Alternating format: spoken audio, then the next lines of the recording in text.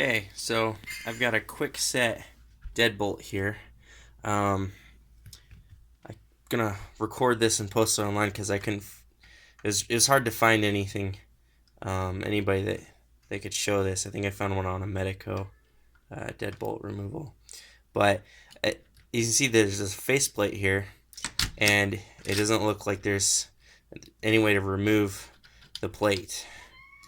So what you need to see here is that right there you need to use an Allen wrench. You need to stick that right in there, and you can unscrew the thumb turn.